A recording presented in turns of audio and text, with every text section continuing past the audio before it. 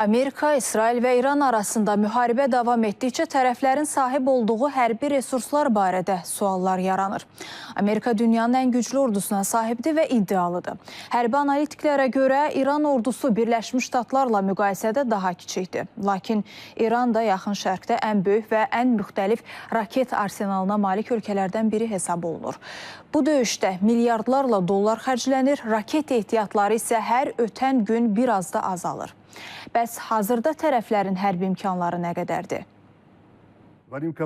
İran hərbi proqramlara təxminən 1 trilyon dollar xərcləyib. Bunu İsrailin baş naziri Benyamin Netanyahu xalqa müraciətində deyib. Onun sözlərinə görə ölkəsi İranın yaratdığı hərbi infrastruktur və təsir dairəsinə ciddi zərbələr endirib. Müharibə tərəflərin hərbi resurslarına təsir göstərir. Hazırda ABŞ ordusunda aktiv hərbçi sayı 1 milyon 300 min nəfər. İran ordusunda isə təxminən 600-700 min nəfərdir. Ehtiyatda olan hərbçi sayında da Birləşmiş Ştatların İranla müqayisədə üstünlüyü var. 800 min nəfərə qarşı 350 min. Tərəflərin hərbi bütçələrinin isə müvafiq olaraq 895 milyard və 15-16 milyard ABŞ dolları olduğu açıqlanıb. Hava, quru və dənizdə hərbi texnika cəhətdən də Birləşmiş Ştatlar İranı dəfələrlə üstələyir. Lakin Tehran ucuz və kütləvi dron istehsalında mühüm gücə malikdir. Digər tərəfdən ABŞ-nin yaxın şərqdən uzaq olması İranın öz regional gücünü qoruyub saxlamasını bir qədər asanlaşdırır.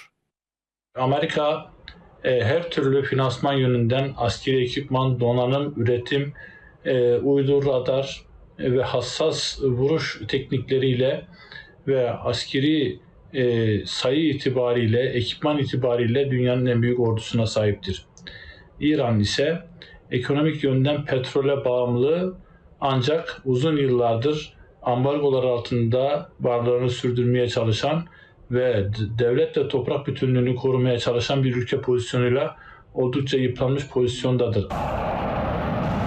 Bir sıra mənbələrə görə müharibədən əvvəl İranın balistik raket arsenalı 2500-3000 arası idi. İtkilərdən sonra qalan aktiv ehtiyatın 1000-1500 arasında olduğu hesab edilir.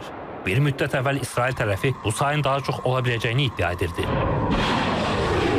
ABŞ isə raket arsenalının tam və ümumi sayını açıqlamır. Bu məlumatların milli təhlükəsizlik səbəbi ilə məxfi saxlanıldığını deyir. Lakin balistik, qanadlı və nüvə başlıqlı olmaqla ümumi raket sayının 9-10 mindən çox olduğu güman edilir. Müəyyən bir raket arsenalı, pilotsuz arsenalların bütünlüğü yaranmışdır. Bu müharibənin ilkin dönəmində tərəflərin bir-birinə tətbiq etdiyi raket zərbələri, eləcə də pilotsuz aparatların sayı hər gün müharibə uzandıqca azalır. Məsələn, gün ərzində elə olur ki, 4-5 raket zərbələri endirir. Amma bu müharibənin ilkin aşamasında 77-dən 50-yə, 50-dən 35-ə və belə bu raket zərbələrinin sayı enine gedir. Ekspertlərə görə hazırda tərəflər yorma taktikasından irəliləyirlər. Lakin ABŞ və İran, o cümlədən region ölkələrinin həm iqtisadi, həm də hərbi itkiləri artmaqdadır. Hər iki tərəf müəyyən üstünlüklərə malikdir. Burada əsas məqam kimin qalib gəlməsindən daha çox hansı tərəfin gücdən düşməsidir. Müharibə hətta tərəflərdən birinin qalibiyyəti ilə yekunlaşsa belə, bu pir qələbəsindən fərqli olmaya da bilər. Çünki qlobal iqtisadiyyatın itirdikləri milyardlarla yox, trilyonlarla ölçülür.